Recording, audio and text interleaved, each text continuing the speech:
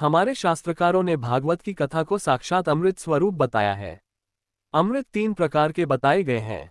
एक, पहला अमृत समुद्र मंथन से निकला जो धन्वंतरी लाए उसे देवताओं ने पान किया। 2, दूसरा अमृत चंद्रमा में है, वह वनस्पतियों में प्रकट हुआ आयुर्वेद में औषधि बनी। 3, कलियुग में तीसरा अमृत भागवत कथा जो सबको सुलभ है। अस्माद अपरम किंचित मनः शुद्धे न विद्यते। हृदय को शुद्ध करने के लिए इसके अतिरिक्त कोई उपाय नहीं। जब कई जन्म जन्मांतरों का पुण्य एकत्र होता है तब भागवत कथा सुनने का संयोग बनता है।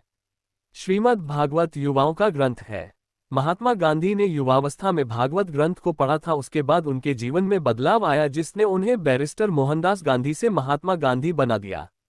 इस पूरी कथा के सूत्रधार 2 युवा ही हैं, परीक्षित और 16 वर्ष के सुखदेव जी। जहां भागवत कथा होती है वह स्थान तीर्थ स्वरूप हो जाता है। महर्षि वेद व्यास ने 4 श्लोकों का विस्तार 18,000 श्लोकों में किया, इसलिए उनका नाम कृष्ण द्वैपायन से महर्षि वेद व्यास हुआ। उनकी प्रिय संख्या 8 और 18 है। भागवत के अष्टम स्कंद के 8वां अध्याय 8वां श्लोक 8वें नंबर पर लक्ष्मी जी का प्रादुर्भाव अद्भुत रचना का प्रमाण है। 18 पुराण, भागवत में 18,000 श्लोक, भगवद गीता में 18 अध्याय, महाभारत का युद्ध 18 दिनों तक चला, महाभारत में 18 पर्व, सेनाओं की संख्या 18 अक्षौहिणी।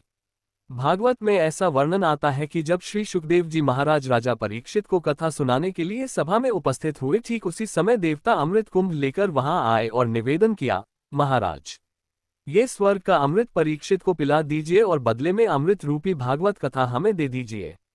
ये सुनकर सुखदेव जी महाराज ने ये कहते हुए देवताओं को डांट कर भगा दिया कि स्वर्ग का अमृत भागवत कथा रूपी अमृत की बराबरी नहीं कर सकता।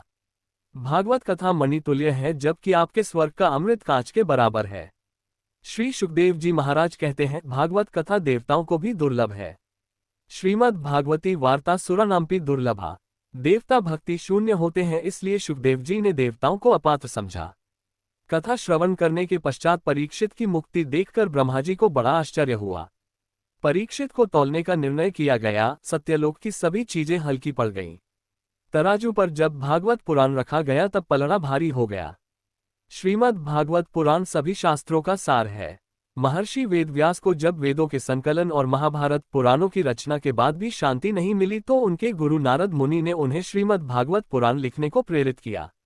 ये श्री वेदव्यास जी की आखिरी रचना है और इस कारण पूर्व के सारे रचनाओं का निचोड़ है। भक्ति सुधा एक बार नारद जी पृथ्वी लोक को सर्वोत्तम मान भ्रमण के लिए आए। वे सभी तीर्थस्थलों पर घूमे पर उन्हें कहीं भी शांति नहीं मिली। कलियुग से सारी पृथ्वी पीड़ित थी।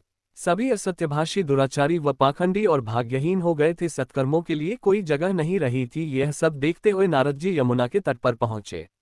वहां एक स्त्री अपने 2 पुत्रों के साथ बैठी थी। कभी उनकी सेवा करती, कभी जोर से रोने लगती। तभी नारद जी को आता देख उस स्त्री ने उन्हें रोका और कहा कि महात्मन, क्षण भर रुककर मेरी चिंता का समाधान करें। आप तो अंतर्यामी और श्रीहरि के अनन्य भक्त हैं।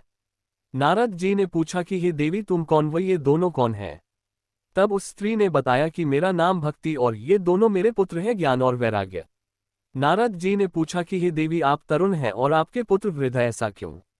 तब भक्ति ने अपनी कथा नारद जी को सुनाई। मुझे पहले बहुत सम्मान प्राप्त था, किंतु कलियुग के आगमन के साथ पाखंडियों के कारण मेरा व मेरे पुत्रों का बल व तेज क्षीण हो गया। हम जगह जगह घूमे, निर्बल और निर्बल होते चले गए। जब हम यहाँ वृंदावन पहुंचे तो मैं तरुण हो गई, लेकिन मेरे पुत्र वृद्ध व निस्तेज हो गए। अब यह उठते भी नहीं। मैं इसका कारण जानना चाहती हूँ, कृपया मुझे शांति प्रदान करें। तब नारद जी बोले कि मैं अपनी ज्ञान दृष्टि से देखकर तुम्हारे दुख के कारण का पता लगता हूँ। नारद जी ने अपनी ज्ञान दृष्टि से ज्ञात कर बताया कि कलियुग के प्रभाव के कारण ऐसा है। वृंदावन में श्रीहरि का वास होने के कारण लोगों में प्रेम भाव व भक्ति शेष है, इसलिए यहाँ आकर तुम तरुण हो गई और तुम्हारे ये पुत्र, इन्हें यहाँ आत्म सुख की प्राप्ति हुई है, इसलिए ये तुम्हें सोए हुए लग रहे हैं। सतयुग त्रेतायुग में मोक्ष का मार्ग सिर्फ ज्ञान व वैराग्य था, किंतु कलियुग में भक्ति ही मोक्ष का मार्ग है।